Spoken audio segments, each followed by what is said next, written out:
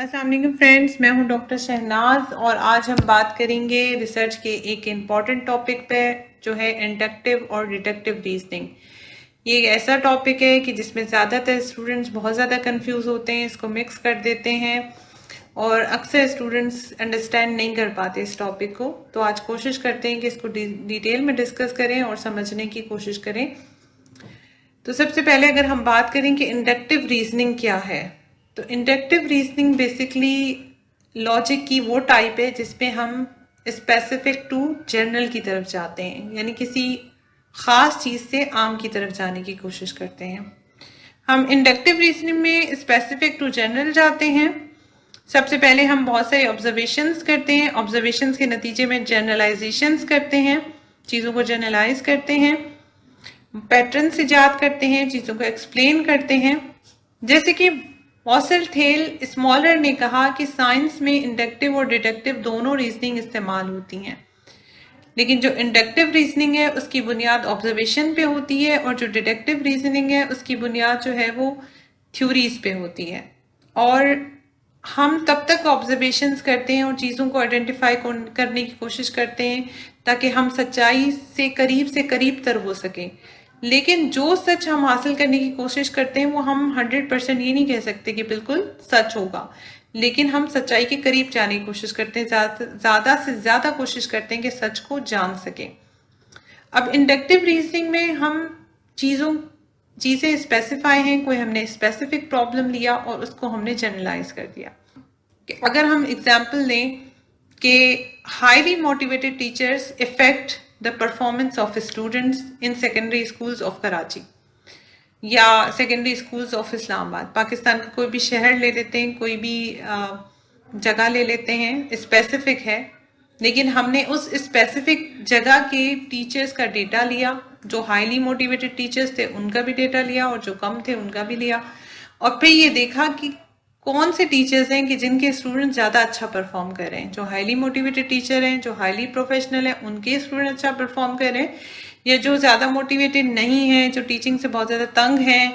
یا جو اتنے پروفیشنل بھی نہیں ہیں، ٹرینڈ بھی نہیں ہیں، ان کے ٹیچرز، ان کے اسٹوڈنٹس اچھا پرفارم کر رہے ہیں۔ تو ہم نے اس کو لیا اور ہم نے اس ہائپوتھیسس کو ڈیولپ کیا، ہمارے پاس ریزلٹس آئے کہ highly motivated teachers effect the performance of students. تو جو اسٹوڈنٹس کی پرفارمنس تھی وہ ان ٹیچرز کے اسٹوڈنٹس کی پرفارمنس اچھی تھی جو ہائیلی موٹیویٹڈ تھے۔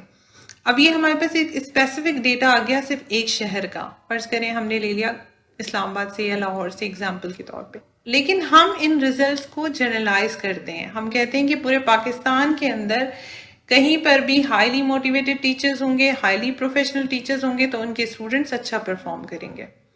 نہ صرف ہم ان کو پاکستان میں جنرلائز کرتے ہیں بلکہ اس طرح کی تھیوریز ڈیولپ ہوتی ہیں کہ دنیا میں کہیں پر بھی، U S A who, you کے ہو، انڈیا ہو، اگر ہائیلی موٹیویٹڈ ٹیچرز ہوں گے، ہائیلی ٹرینڈ ٹیچرز ہوں گے، زیادہ سینسیئر ٹیچرز ہوں گے،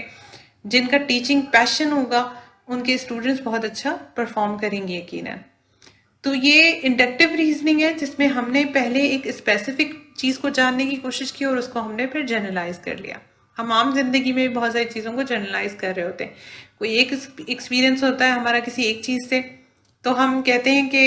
سب پر ہی وہ چیز ہم امپلیمنٹ کر دیتے ہیں بغیر جانے بوجھے، لیکن ریسرچ میں خیر ایسا نہیں ہوتا۔ ریسرچ میں چیزیں جانی جاتی ہیں، آبزرویشنز کی جاتی ہیں باقاعدہ، پھر اس کے بعد جنرلائزیشنز ہوتی ہیں۔ اور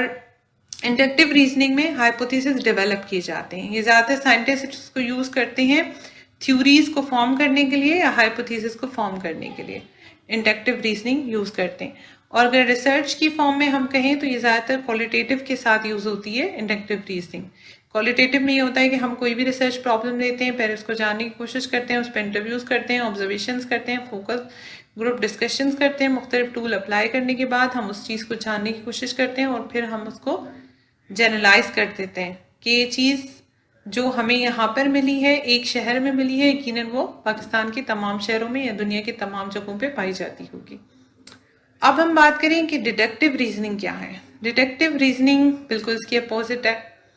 وہ ہے جنرل ٹو اسپیسیفک، یعنی ایک جنرل اسٹیٹمنٹ ہمارے پاس ہوتا ہے اور ہم اس کو اسپیسیفائی کرتے ہیں، یا ہم یہ بھی کہہ سکتے ہیں کہ ہمارے پاس تھیوریز اور ہائپوتھیسز موجود ہیں، ان کو ہم ٹیسٹ کرتے ہیں، ان کے بہاف پر ہم پریڈکشن کرتے ہیں مختلف کانسیکوینسز کی، مختلف رزلٹ کی، یا ان کا کنکلوژن ہم اس پہ پرڈکٹ کر لیتے ہیں. اور اسی ڈیٹیکٹیو ریزننگ سے ہم کوئی بھی تھیوری ہمارے پاس ہے اس کو ہم کسی بھی اسپیسیفک جگہ پہ اپلائی کر سکتے ہیں. کیلیفورنیا اسٹیٹ یونیورسٹی کے مطابق ہمارے پاس آلریڈی تھیوریز اور ہائپوتھیسز موجود ہوتے ہیں اور ان کے بہاف پہ ہم پریڈکشن کرتے ہیں اور پھر کنکلوژن کو ٹیسٹ کرتے ہیں یا ویریفائی کرتے ہیں، کنکلوژن حاصل کرتے ہیں. اب اس کو سمجھنے کی کوشش کرتے ہیں عام طور پہ اپنی کسی عام اگزامپل سے. جیسے ہم کہتے ہیں کہ impact of poverty on education system, یعنی جو پاورٹی ہے، جو غربت ہے، وہ تعلیم کو بہت زیادہ متاثر کرتی ہے. یہ تو ایک جنرل اسٹیٹمنٹ ہے نا، دنیا میں کہیں پر بھی کر سکتی ہے، ہر جگہ کرتی ہے. جہاں غربت زیادہ ہے وہاں تعلیم کا سسٹم جو ہے وہ خراب ہوتا ہے، متاثر ہوتا ہے، پیرنٹس پڑھا نہیں پاتے، پرائیویٹ ایجوکیشن نہیں دے پاتے، دوسرے مسئلے. لیکن اگر ہم اس کو اسپیسیفک کی طرف لے کر جائیں، ہم کہیں کہ poverty effect the education system of rural areas of Pakistan, جو پاورٹی ہے وہ پاکستان کے رورل ایریاز کو افیکٹ کر رہی ہے کہ ایجوکیشن سسٹم کو. تو ہم پھر اس پہ ہائپوتھیسس ڈیولپ کرتے ہیں. اس کے بعد ہم ڈیٹا کلیکٹ کرتے ہیں رورل ایریاز کا، لوگوں سے ہم پوچھتے ہیں، کوسچنائر بناتے ہیں، مختلف سرویز کرتے ہیں، انٹرویوز کرتے ہیں، لوگوں سے ہم پوچھتے ہیں کہ کیا غربت کی وجہ سے آپ بچوں کو نہیں پڑھا پا رہے، یا غربت کی وجہ سے اسکولز کی حالت رورل ایریاز میں اچھی نہیں ہے. اور پھر ہم اس کو ویریفائی کر لیتے ہیں، اس تھیوری کو، اور اس ہم اپنے ہائپوتھیسس کو ٹیسٹ کر لیتے ہیں. تو یہ ثابت ہو جاتا ہے کہ واقعی رورل ایریاز میں بھی جو ایجوکیشن سسٹم ہے وہ پاورٹی کی وجہ سے متاثر ہو رہا ہے. تو یہ جنرل اسٹیٹمنٹ تھی، دنیا میں کہیں پر بھی متاثر، ہر جگہ متاثر کرتی ہے پاورٹی، لیکن ہم نے اس کو اسپیسیفائی ایک جگہ پہ بھی کنڈکٹ کر کے معلوم کر کے دیکھ لیا. تو اس کے ذریعے تھیوریز کو ہم ٹیسٹ کرتے ہیں اور ہائپوتھیسس کو ہم ٹیسٹ کرتے ہیں. اور ریسرچ میں most of the time quantitative انداز میں یوز ہوتی ہے، یعنی کوانٹیٹیو میں پہلے سے ہم ہائپوتھیسس بنا لیتے ہیں نا، ان کو پھر ہم ٹیسٹ کرتے ہیں اور پھر ٹیسٹ کرنے کے بعد ہم کنکلوژن دے دیتے ہیں کہ ہمارا ہائپوتھیسس ایکسیپٹ ہوا یا ریجیکٹ ہوا. تو یہ تھی انڈکٹیو اور ڈیڈکٹیو ریزننگ. امید ہے کہ آپ کو سمجھ آئی ہوگی، اور اگر کوئی کنفیوژن ہو یا کوئی کوشچن ہو تو آپ کمنٹ باکس میں کر سکتے ہیں. اس کے علاوہ اگر آپ کو ویڈیو پسند آئے تو اسے لائک اور شیئر کیجیے گا، چینل کو سبسکرائب کریں. ملیں گے اگلی ویڈیو میں کسی نئے ٹاپک کے ساتھ، تب تک کے لیے اللہ حافظ.